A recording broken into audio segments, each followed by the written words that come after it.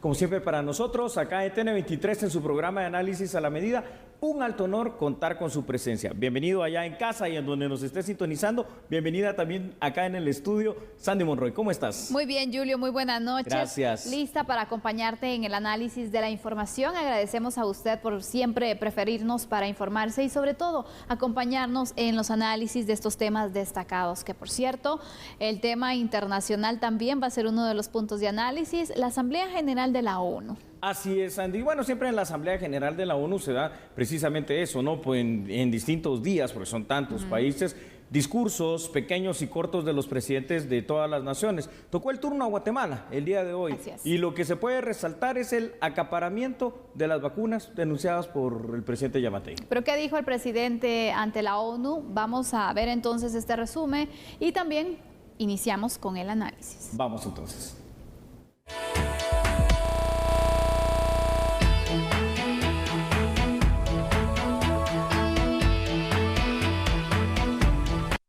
El año 2020 representó retos inimaginables para el mundo entero. Hoy, casi 2 años del inicio de esta pandemia, el esfuerzo global ha dado como resultado el desarrollo y la distribución de vacunas seguras y eficaces. Sin embargo, la inmunización de una masa crítica de la población mundial se enfrenta a un conjunto de desafíos que incluyen cepas peligrosas del virus, el acceso inequitativo a las vacunas, la competencia mundial por un suministro limitado de dosis al que han tenido acceso las economías más poderosas, olvidándose que incluso el acaparamiento de las vacunas podría convertirse en un riesgo para ellos mismos si nosotros, los países más pequeños y más pobres, no logramos el mismo nivel de inmunización. Sumado a ellos, somos testigos de los embates del cambio climático en el mundo, que han exacerbado los fenómenos meteorológicos cuyos efectos desastrosos se han traducido en pérdidas humanas, así como daños en la agricultura y la infraestructura de grandes dimensiones. Ante ello, como comunidad internacional, debemos transformarnos y demostrar que el multilateralismo, así como la cooperación internacional, son eficaces para salir adelante. En tal virtud, señor presidente, reconozco la relevancia del tema que usted ha elegido como centro de las deliberaciones: crear resiliencia a través de la esperanza para recuperarse de la COVID-19, reconstruyendo la sostenibilidad, responder a las necesidades del planeta, respetar los derechos de las personas y, por supuesto, revitalizar a las Naciones Unidas. Señor presidente, a pesar de las condiciones adversas que la humanidad vive, todos hemos demostrado resiliencia. La pandemia ha puesto de manifiesto la enorme capacidad del ser humano para sobreponerse a condiciones hostiles y lograr su supervivencia. Tenemos que empezar el análisis de la siguiente manera. Cada discurso de cualquier presidente en Naciones Unidas obviamente lleva una carga de retórica, una carga política y lleva un mensaje. En este caso, tratemos de rescatar lo esencial del mensaje. Y el mensaje, hasta entre líneas, se puede rescatar de la siguiente manera. Es decir, hay mecanismos en el mundo avalados por Naciones Unidas a través de la Organización Mundial de la Salud, que han sido un fiasco, que han sido un fracaso. Y lo digo de esta manera, Sandy, porque como lo hemos analizado contigo aquí durante ya tantos meses, COVAX para Guatemala no ha sido lo que se esperaba. Entonces también esto hay que verlo, independientemente de que Yamatei lo haya dicho en el seno de las Naciones Unidas, va a empezar a funcionar, ya no va a funcionar, vamos a tener esas vacunas de este mecanismo, o cuáles son los obstáculos también que se enfrentan países como el nuestro, tercermundistas, pequeños y pobres, para poder comprar la vacuna. Es que esta es una situación ya que es hasta molesta, ¿no?, para la población guatemalteca. Totalmente, Julio. La verdad que este mecanismo COVAX pues no ha sido muy funcional para nuestro país porque ha atrasado mucho el proceso de vacunación. Recordemos que pues fue hace unos cuantos meses que empezaron a llegar las dosis por medio de este mecanismo, y al igual que nosotros hay otros países en los cuales también les ha quedado mal, Julio, y que incluso te dirían, podrían estar un poquito más desarrollados que nosotros, pero de igual forma no son tomados en cuenta, mientras que las grandes potencias, bueno, sí tienen el acceso. Y realmente es importante también que se haya destacado este tema en la Asamblea General de la ONU, para que los países se den cuenta que no les sirve de mucho el hecho de que todos sus habitantes estén ya con la inmunización, si igual van a recibir visitantes, si van a recibir turistas guatemaltecos, por ejemplo, que incluso puedan llegar a infectar a alguien o de otros países. ¿Por qué? Porque no han tenido la posibilidad a lo mejor de poderse vacunar, entonces es un riesgo al final, porque recordemos, ¿cómo es que el virus se ha trasladado de país en país? Viajando. Claro, el COVID-19 es una pandemia que ha viajado en avión, eso es claro, y por eso la diseminación tan rápida que ha tenido en el mundo. El tema de COVAX como un mecanismo realmente desfasado y fracasado por parte de la Organización Mundial de la Salud es preocupante. No solo por lo que tú dices, sino porque, a ver, aquí hay varios riesgos. Primero, el riesgo de la salud, de que igual pueden estar inmunizados allá, que tengan la vacuna no significa en esos países desarrollados que no se van a poder contagiar o enfermar del COVID-19. Y siempre van a recibir visitas por negocios, por turismo, por lo que sea, por cuestiones académicas, de personas que provienen de países como el nuestro, donde la inoculación no ha sido masiva. Pero también yo veo otros riesgos, es decir, a muchos de estos países probablemente hasta esas donaciones que hacen de vacunas es porque el acaparamiento es tanto que están viendo otra cuestión, que ya no las van a poder aplicar y que si no las aplican o se van a perder o se van a vencer, porque esa es la otra situación. Además, COVAX como mecanismo que ya prácticamente Guatemala hizo los primeros pagos cuando esto inició en noviembre del año 2020. Vamos a cumplir un año de empezar a pagar el mecanismo COVAX, pero ¿cuánto realmente hemos recibido de vacunas de parte de ellos? ¿Qué te parece si vamos ampliando este tema con alguna información, proyectándola también Me parece bien, nuestro público? Sandy, claro que sí, porque en el mundo se registra, esto es innegable, un acaparamiento de vacunas por parte de varios países ricos, que es uno de los factores que afecta a Guatemala y a otros países en el mundo. Tras el surgimiento de la pandemia, Naciones Unidas creó el mecanismo COVAX, avalado por la Organización Mundial de la Salud, adscrito a Naciones Unidas. COVAX buscaba acelerar el desarrollo y la fabricación de vacunas contra COVID-19 y también garantizar un acceso justo y equitativo para todos los países del mundo. Sin embargo, el programa ha enfrentado problemas y ha tenido que reducir sus expectativas del número de vacunas que pretendían distribuir durante este año. Y bueno, lo que ha pasado también lo hemos analizado, Sandy. Las grandes empresas productoras de la vacuna del COVID-19, más que respetar el mecanismo COVAX, que ahí también viene la otra parte, como esto al final de cuentas es un negocio, ¿no?, para ellos que producen la vacuna, han preferido vender a las grandes potencias que tienen todo este capital y dárselos, y lo que va quedando va siendo para COVAX. Esto me recuerda, fíjate, Sandy, algo que siempre mencionaba mi padre, de un poeta, en este caso español, Calderón de la Barca, que decía: tanto tienes, tanto vales, nada tienes, nada vales, y parece que nosotros para este mecanismo no valemos mucho. No, y ya lo hemos demostrado desde hace varios meses realmente ante la tardanza. Exactamente. Pero mira, Julio, la verdad es de que es necesario poder incluso hacer esta denuncia ante las Naciones Unidas, pero el punto aquí es qué tanto puede marcar pues un cambio. Plantear esta situación y que pues todos los países se den cuenta, es decir, se va a lograr una reflexión. Aquí viene el reto también de, bueno, cuál va a ser la postura y la actitud que después se va a tomar por parte del resto de países, especialmente las grandes potencias. Bueno, yo creo, fíjate, Sandy, en mi particular forma de ver las cosas, que no va a depender tanto de una queja, por ejemplo, de un país como Guatemala o de cualquier otro país en vías de desarrollo como centroamericanos, latinoamericanos, africanos o lo que sea.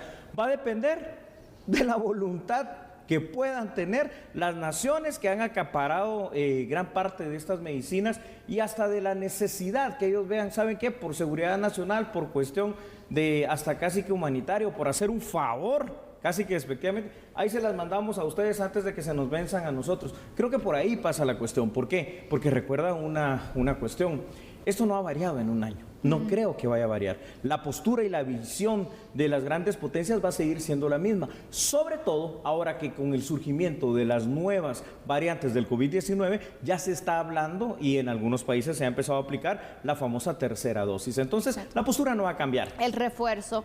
Pero, ¿qué dice la OMS? Porque la OMS, de hecho, también ya se ha planteado o ya se ha pronunciado sobre este tema, el acaparamiento de las vacunas, y sobre todo también la forma desigual que se ha empezado con la inmunización a nivel global. Muy bien, veámoslo entonces en datos, Sandy. El director de la Organización Mundial de la Salud afirma que la distribución desigual de las vacunas deja en riesgo a las personas más pobres y vulnerables del mundo. Además, considera que es contraproducente, ya que en última instancia este acaparamiento únicamente va a prolongar la pandemia y también el sufrimiento humano, económico, y va a causar más muertes. Para abordar el problema ha surgido la idea de renunciar temporalmente a los derechos de propiedad intelectual de las herramientas para combatir el COVID-19, idea que ha enfrentado oposición de los países ricos y las empresas. Y aquí vuelve la situación clásica. Dos tipos de intereses que no ahora, sino que históricamente han movido el mundo. Los intereses de orden político y los intereses de orden económico. Y aquí es lo mismo.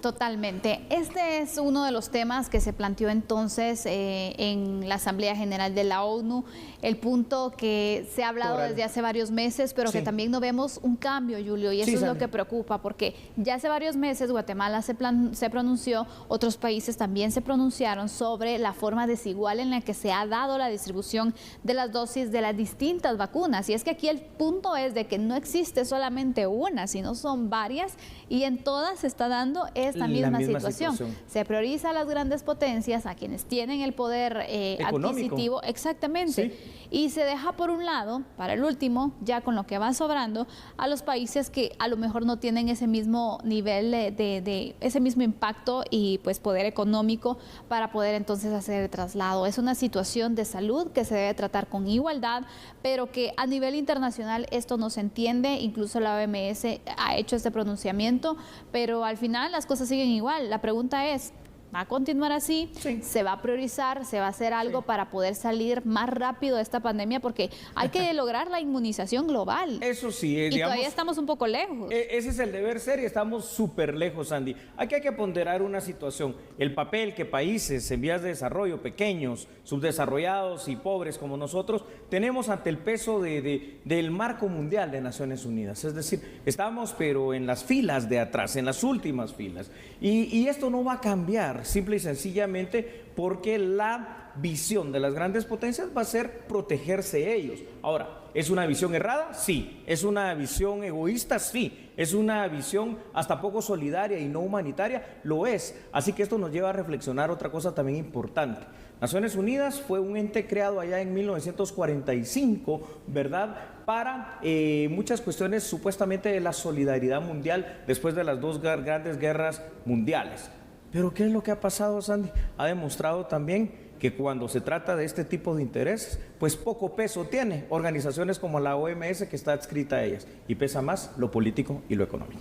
Totalmente. El punto aquí fue poder plantear ya de forma oficial y de frente la situación a cada uno de los países para poder tratar de hacer conciencia en cada mandatario, porque aquí están todas las naciones entonces que pertenecen a las Naciones Unidas o que están entonces adscritas a las Naciones Unidas, y de esta forma entonces llega directamente a los representantes de cada país y a los presidentes, pues, para ver entonces si les llegó algo y si crean conciencia entonces en lo importante que es poder compartir la inmunización y resguardarse también de esta manera. Bueno, ha sido uno de los temas entonces tratados en Naciones Unidas, también el tema del cambio climático se abordó también, y pues aquí le presentamos el resumen, la intervención de Guatemala. Hay otros países que también se han pronunciado, temas de salud, tema de cambio climático, y continúa entonces esta situación. Continúa, Sandy. Bueno, agotado este tema, cuando regresemos hablaremos si urge o no la ley de competencia. Está caro el gas, está caro el combustible, está cara la gasolina, está caro todo, ¿no? Así es, vamos a analizar esta situación porque incluso el Ministerio de Energía y Minas se ha pronunciado al respecto, pero todos estos datos los conoceremos al regresar. Así es, no cambie por favor, porque nosotros somos a la medida.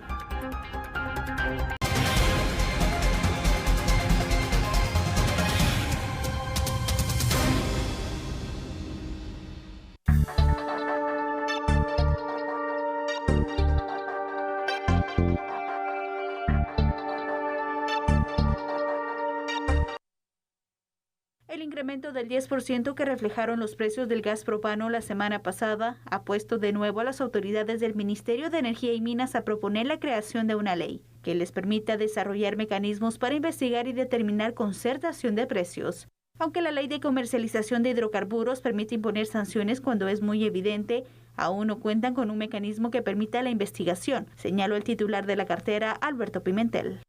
La ley de comercialización de hidrocarburos efectivamente prohíbe y faculta al Ministerio de Energía y Minas para sancionar a empresas que concerten precios, es decir, que se pongan de acuerdo en ofrecer el mismo precio de venta.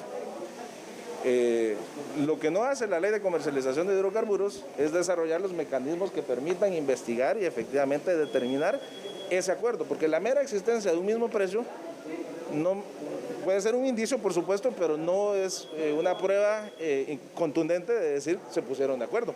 Lo que este país necesita es una verdadera ley de competencia que establezca la institucionalidad, los mecanismos y los dientes para que la administración, en este caso, si pueda llevar a cabo investigaciones técnicas. Existe toda una literatura de la ciencia económica de cómo se hace este tipo de investigaciones y poder entonces sí cumplir con nuestra obligación de imponer esas sanciones. Efectivamente, el Ministerio ha impuesto algunas sanciones, pero cuando la concertación o la coacción es demasiado evidente y se nos pone de manifiesto. El Ministerio no tiene capacidad de fijar precios. La ley de comercialización de hidrocarburos establece claramente que los precios de los hidrocarburos, de los combustibles, incluyendo el gas licuado de petróleo, es fijado por las fuerzas del mercado. Entonces, en principio el Ministerio no podría sancionar nunca a una empresa porque decidió cambiar sus precios de venta. La DIACO también inició una serie de monitoreos para verificar que los expendios de gas propano cumplan con la entrega de peso que ofrecen. Nuestro personal administrativo forma parte en este momento del monitoreo en general, ¿verdad? Porque pues de verificación nuestro departamento nos tenemos que dividir. Ustedes bien saben que ahorita los monitoreos para DIACO se han venido aumentando y pues de esa cuenta tenemos que ver qué cantidad puede acudir a cada uno. Por ejemplo, para adelantarles, el día de hoy se está llevando a cabo una verificación en planta, ¿verdad? De una gasera. Ahí andan 3 personas. Tenemos otras 2 personas que andan viendo también expendios, con el fin de poder verificar el peso exacto. Acuérdense que nosotros como DIACO, esa es la parte de nuestra competencia, ¿verdad? Verificar que se le despache el peso exacto. Si ellos no nos ponen a la vista la factura, eso sí es obstrucción a la gestión administrativa de fiscalización que nosotros estamos efectuando. Ahí sí va de 15 UMAS en adelante. Recordémonos que cada UMA es un salario no agrícola, ¿verdad? Y eso se suma por 15 y eso es lo que ellos se harían acreedores. Vaya, qué tristeza en algunas cosas. Sandy, televidentes, pareciera que nosotros los consumidores estamos literalmente de manos atadas y que tenemos que decir amén, amén y amén, como literalmente pasa en el día a día a este tipo de situaciones que pasan desde la especulación hasta ese ponerse de acuerdo sotoboche por parte de las distintas compañías, y no solo de hidrocarburos, sino de cualquier otra situación, para fijar precios. Están fijando los precios de esa manera, de forma que no haya una competencia entre ellos. Y si no hay competencia, entonces la cuestión es bastante desleal para nosotros los consumidores, porque no tenemos a dónde ir a caer. Si en todo te va a variar tal vez 1, 2 quetzales, 5 quetzales, no va a ser un gran impacto. Mientras que eventualmente, al menos en la teoría, si la existencia de una ley para la libre competencia pudiese estar firme, pues se podría competir eventualmente con aquel que ofrezca mayor precio o menor precio, y entonces ya tú como consumidor decidir qué quiero, precio, calidad, marca, fidelidad, no sé, pero estamos realmente desamparados. Qué triste. Y como no se tiene entonces una ley de competencia, al final se produce una competencia desleal en el mercado. Así es. Y esto va afectando directamente también a los consumidores, quienes, por ejemplo, cada vez que queremos algún servicio, alguna materia prima, bueno, lo encontramos recientemente, se dieron varios casos en el tema de los combustibles y otros productos también que incrementaron, que de repente te agarran de sorpresa, es que cuando ves y tienes que pagar ya no te rinde lo mismo, y seguimos con los mismos salarios, seguimos con las mismas condiciones. Eso es lo único que no aumenta a veces. El ingreso sí igual, pero el egreso es el que va variando, y yo creo que así no es sostenible. Sí, no es sostenible para una economía tan débil como la guatemalteca. Vamos a ver los primeros datos preparados para este tema. Y es que durante el presente año, Sandy, uno de los productos que más ha afectado a la economía de los guatemaltecos por sus constantes incrementos es el combustible y sus derivados. Esto se refleja también en los productos que se derivan del petróleo, que son de uso cotidiano por parte de la población, como por ejemplo lo que hoy estamos hablando. Ahí lo tiene usted en pantalla, el gas propano. Puede existir la posibilidad, Sandy, de que los expendedores de estos productos tengan una especie de acuerdo privado para determinar de manera estandarizada los precios. Definitivamente sí, la estandarización de precios es evidente. Por ello, no es la primera vez que autoridades, en este caso el Ministerio de Energía y Minas, consideran oportuno la creación de una ley para la competencia en el tema de precios. La pregunta es, que lo considere oportuno Energía y Minas, que la DIACO nos diga que no tiene la capacidad real para verificar, que nos da sumamente tristeza, pena y desconsuelo. ¿Significará acaso entonces que esto le va a interesar al Congreso de la República, sí o no? Porque es que esto no queda claro tampoco.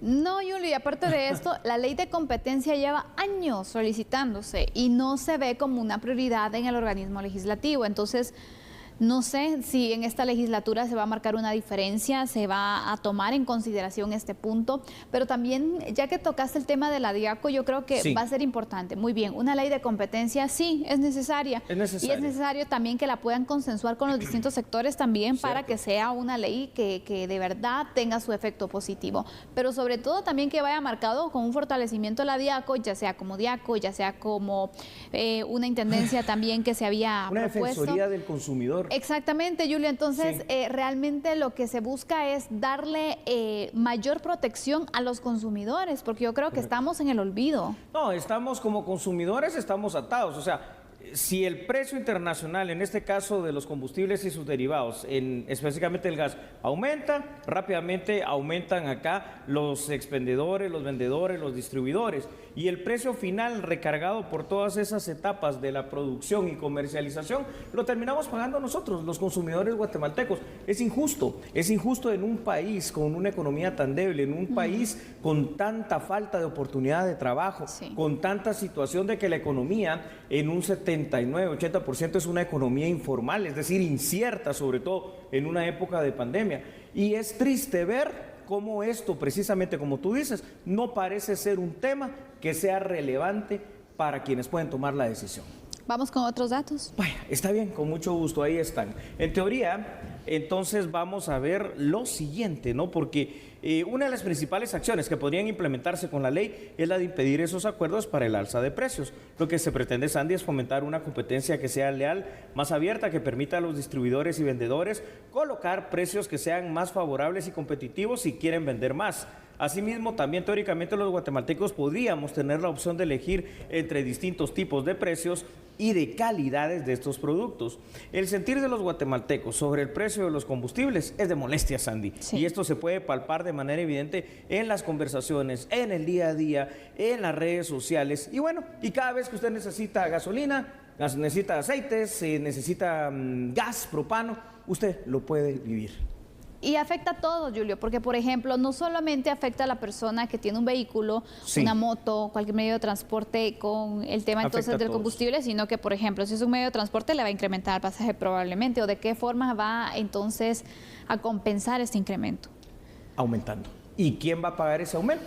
Los que necesitamos comprar. Exacto. Siempre se nos recarga esa peor parte, ¿verdad? El tema del gas igual. En el tema del gas igual. Es triste, como te digo, Guatemala necesita ir evolucionando en ciertas situaciones. Ahora, evidentemente, ya en el tema económico, habrán también algunos poderes ocultos muy fuertes y muy poderosos que se han opuesto a esto y que han logrado el lobby, el cabildeo, lo que sea, la negociación con los actores políticos, me refiero, para que las distintas legislaturas, esta es la 9ª, no le presten atención a una ley como estas.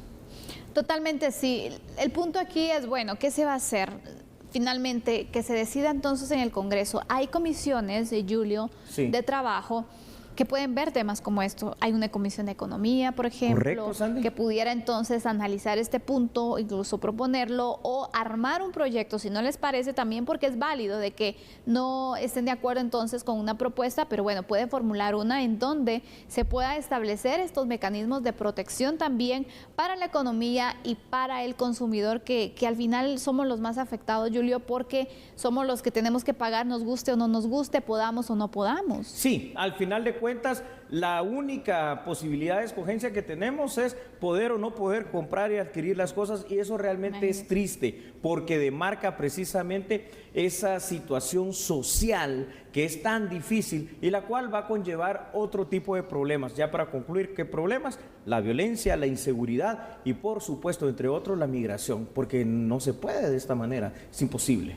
Totalmente no, bajo estas condiciones no se puede. Por eso es urgente que se pueda contemplar la posibilidad entonces de establecer una ley de competencia, de armar un proyecto y poderlo elevar ante el Congreso de la República, ante el Pleno, y que se decida finalmente. Es un tema al final de interés general que ojalá que se puedan decidir entonces qué se va a hacer en este punto. Así es, Sandy. Bueno, finalizamos este tema cuando regresemos, y en breve vamos a estar hablando cómo detener los ataques de los extorsionistas. Encima de todo, hasta eso que paguen seguridad, lo tenemos nosotros que cubrir, ¿no? Exactamente. Mientras tanto, le invitamos a seguir con nosotros. Regresamos en breve. Así es, no cambies. Somos a la medida.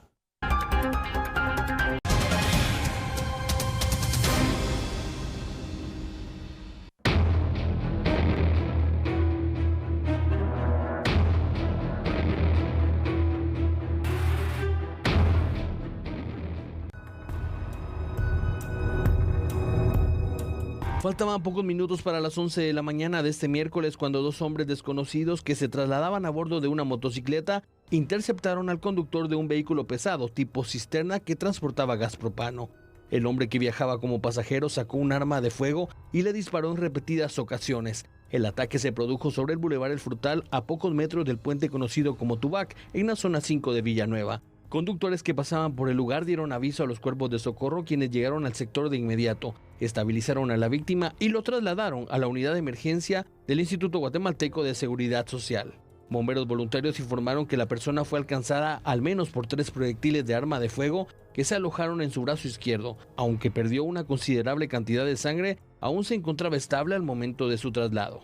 Según las investigaciones, los repartidores de gas propano están bajo amenazas producto de la extorsión en distintos sectores del departamento de Guatemala. Sin embargo, llama la atención que esta vez no fue atacado un repartidor, sino una persona que trasladaba el propano a otros departamentos del país. La víctima fue identificada como Doroteo Méndez, de 52 años, y afortunadamente pudo sobrevivir al ataque. El Ministerio Público analizó la escena y recolectó los indicios que quedaron en el lugar para fortalecer la investigación.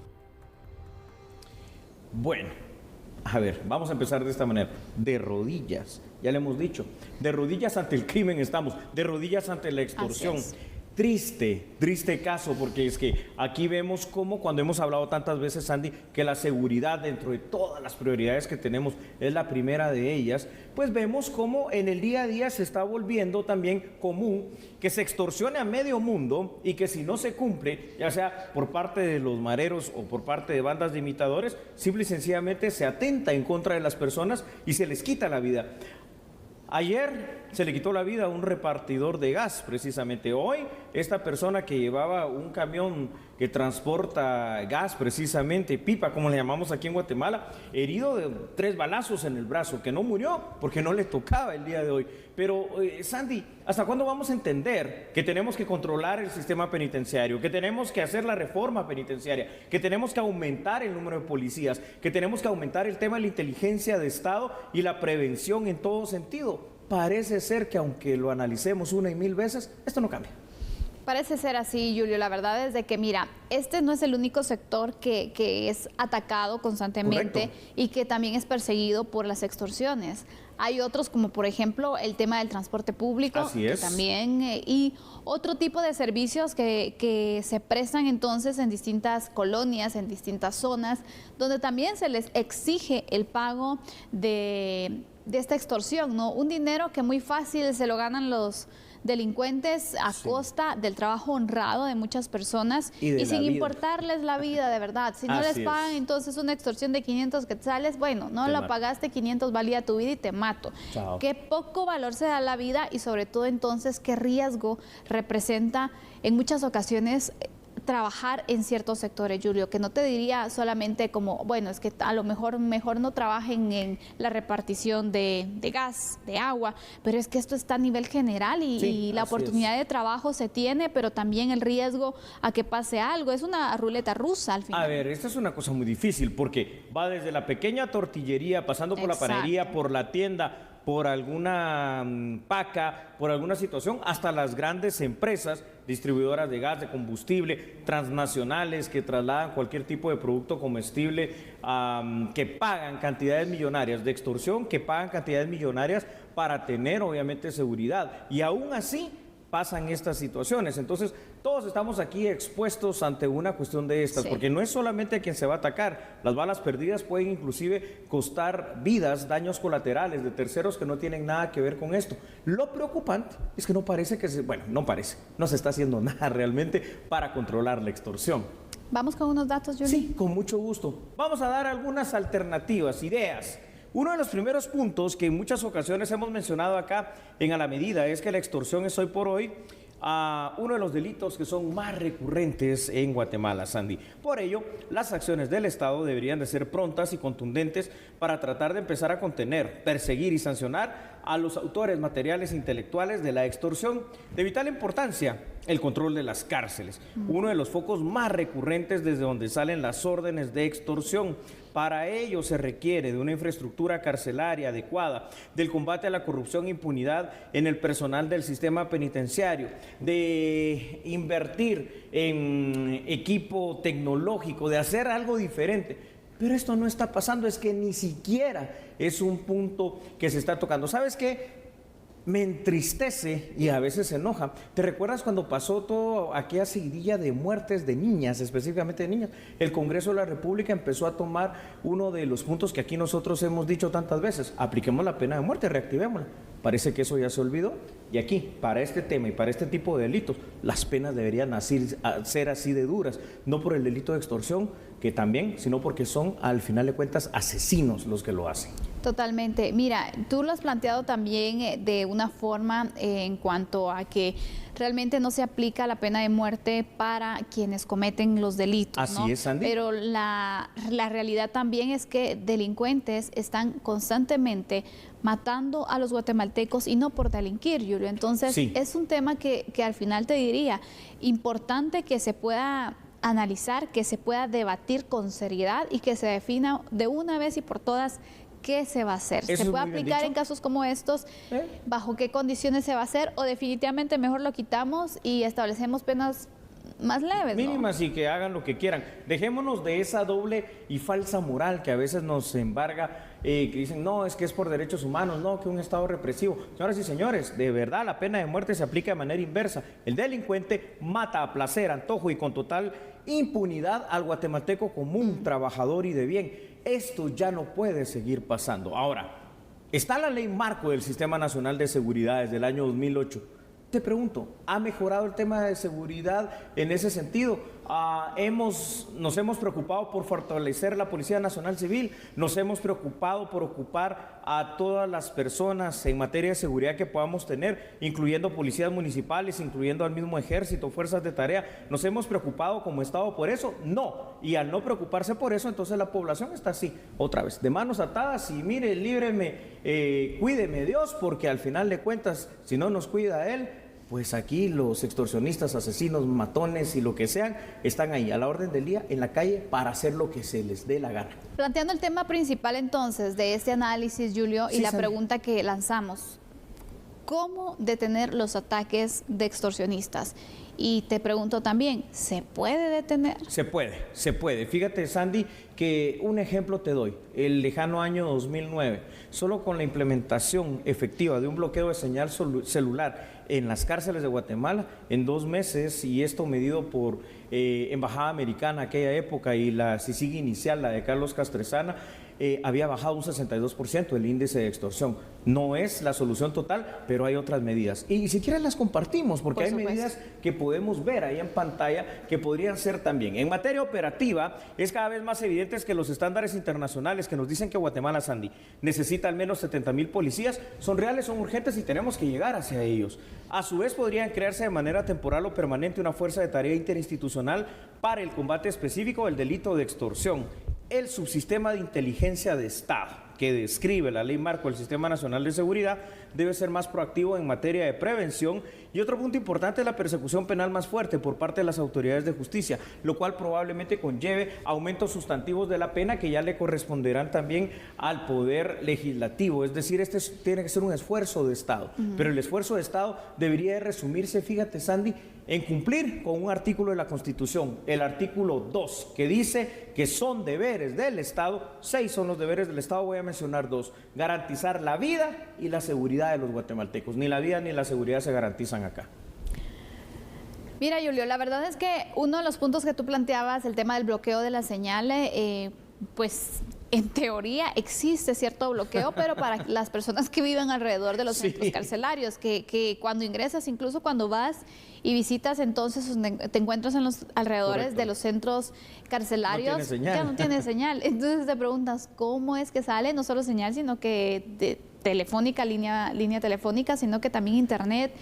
Y se sigue operativizando, ¿no? Así es. Sí, tiene toda la tecnología. ¿Viste lo que pasó ayer en una de las cárceles del país? Toda una red de internet que quitaron, que ya la próxima semana va a estar instalada nuevamente, ¿no? Porque así es la corrupción en nuestras cárceles. Entonces, al final de cuentas, esto pasa por el tema que decíamos. Las cárceles en Guatemala tienen que cambiar, hay que intervenirlas a través de una reforma, y esto solo se puede hacer de una manera dura, de una manera de choque, porque ya no aguantamos más como ciudadanos guatemaltecos.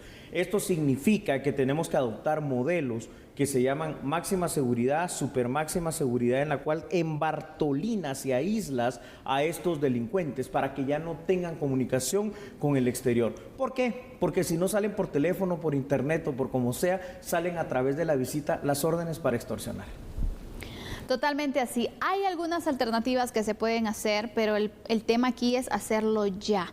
Porque mientras se va marcando un paso muy lento por parte de la parte atacante, en este caso los encargados de la seguridad en nuestro país, los extorsionistas siguen abarcando terreno, Julio, y siguen entonces engrandeciendo su planilla, te podría decir, porque cada vez hay más personas. Ahora tenemos, antes era el tema de que los pandilleros entonces se dedicaban a extorsionar.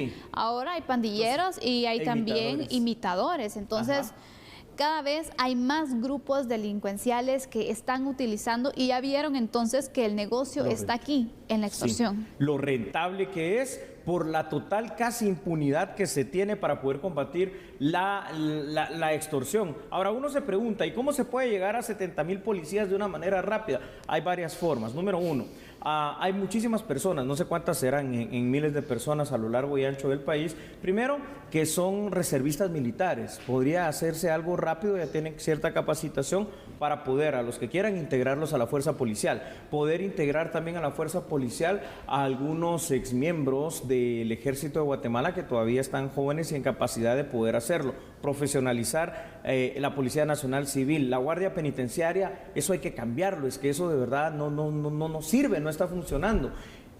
Y Sandy, yo creo que llegó el momento también, y esto decía el Congreso de la República, penas más fuertes, incluyendo la pena de muerte, pero también entender para los defensores de derechos humanos que ahorita se trata de cuestión de vida o muerte, pero vida y muerte de los guatemaltecos honrados, incluyéndolos a ustedes, pseudodefensores de derechos humanos, sacar al ejército a la calle. Presencia. Pero da miedo a este punto, incluso pues ni siquiera para apoyar, o en el momento de un motín en las cárceles es que tienen pues mayor autoridad para poder ingresar. No pueden ingresar. Exactamente. Entonces aquí vemos quiénes son los que mandan y quiénes son los que se están apoderando también de la tranquilidad de los guatemaltecos. Mientras tanto, hay varios negocios que han cerrado porque ya no pueden sacar para pagar extorsión. Es que tienes que incluir, incluso imagínate, dentro de los gastos, un porcentaje para pago de extorsión. Es increíble. Y hay muchas vidas que se han perdido también porque no pagaron, y por ejemplo tu empresa entonces no pagó. Bueno, tú como trabajador y trabajas ahí, entonces te mueres, porque es Así un de mensaje simple. que quieren enviarle a los dueños entonces de estas empresas y realmente ya no se puede seguir así. El punto es, ¿hasta cuándo vamos a continuar de esta ¿Hasta manera? cuándo? Acciones duras, fuertes, contundentes y así como los delincuentes que no tienen piedad por la vida de los guatemaltecos, así se debe responder por parte del Estado. Bueno, ¿te parece si lo dejamos ahí mejor para que saquen la conclusión final los televidentes? Finalizamos la parte de análisis de este programa, regresaremos con otras noticias. Le hacemos a usted también la invitación a que siga con nosotros. Así es, por favor no cambie y regresamos en breve porque somos a la medida.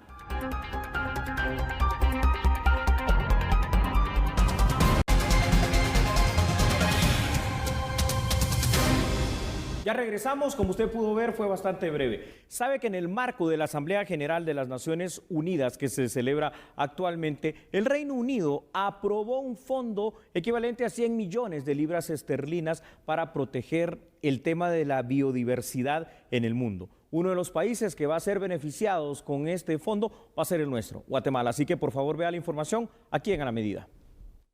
Guatemala será uno de los países beneficiarios de Mesoamérica y que recibirá cerca de 20 millones de dólares para estrategias de largo plazo.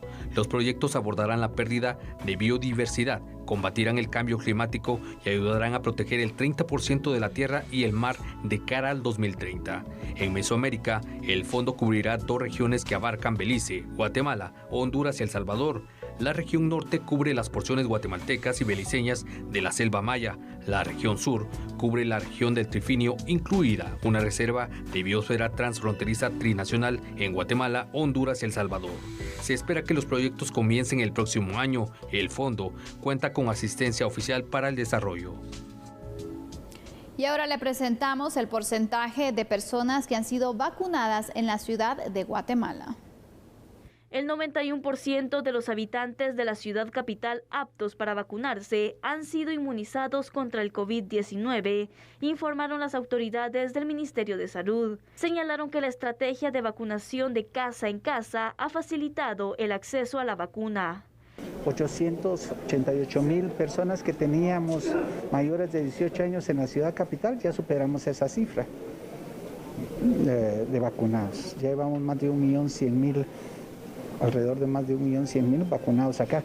Eso quiere decir que la oferta, la forma en que se ha organizado la oferta de vacunación en forma ampliada en la ciudad capital es la que atiende los municipios aldeanos, y por esa razón la estrategia de fortalecimiento del Plan Nacional de Vacunación a nivel comunitario, si ustedes se han dado cuenta, empezaron con Villanueva, San Miguel Petapa, Villa Canales. A nivel nacional se han administrado 6.243.399 dosis de la vacuna contra el COVID-19. 2.076.399 guatemaltecos ya tienen el esquema completo.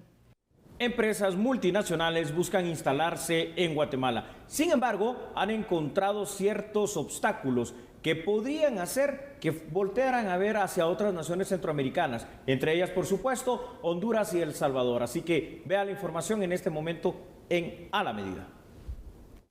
Recientemente, una multinacional que se dedica a la confección de ropa y calzado buscó instalarse en Guatemala. Sin embargo, falta de certeza jurídica y retrasos en los trámites de licencia de construcción la obligaron a mudarse de Asia hacia Honduras. Similar situación está viviendo un grupo de empresas de más de 80 que acudieron al llamado de la vicepresidenta de Estados Unidos, Kamala Harris, y que desean invertir en territorio nacional. Bueno, principalmente uno de los aspectos es, digamos, excesiva burocracia y regulación en varios sectores, por ejemplo, licencias de construcción, pero el otro más importante es en cuanto a la inversión en el área rural del país, que se ha visto afectada por la interpretación del convenio 169 de la OIT, que ha establecido el tema de las consultas comunitarias o consultas a pueblos indígenas, que le ha dado una interpretación de veto en vez de interpretación de consulta, que es lo que debería de ser este convenio o la aplicación de este convenio. Al respecto, autoridades de economía señalaron que se reunirán con inversores para solventar los obstáculos que han encontrado. Nosotros tenemos un evento en noviembre con 25 CEOs de Estados Unidos y el resto de países que quieren hacer una relación comercial con Guatemala, específicamente con los sectores que la vicepresidenta Harris mencionó. Estamos por firmar inclusive un acuerdo con este ministerio para la digitalización de los diferentes procesos y ya está bastante avanzado. Estamos trabajando también con otros sectores, el sector de la construcción, a raíz de la apertura de la ventanilla ágil de la construcción. Estamos conscientes de que vamos a adelantar mucho de los procesos. Esa tramitología que mencionas aquí se va a ir terminando y vamos a tener una transparencia y una agilidad para que esas inversiones sigan viniendo a Guatemala. Y hablando de temas económicos, la delegación que integrará el Ministerio de Economía viajará la próxima semana a Corea del Sur para poder avanzar en las negociaciones que permitan incluir a Guatemala dentro del tratado que se tiene de libre comercio con la nación asiática. Las exportaciones de Guatemala han perdido terreno en Corea del Sur, debido a que en su momento no se lograron acuerdos para ser incluida en el TLC. Por ello, se contempla una visita oficial a dicha nación el 28 de septiembre. Al grupo se sumarán empresarios de diversos sectores.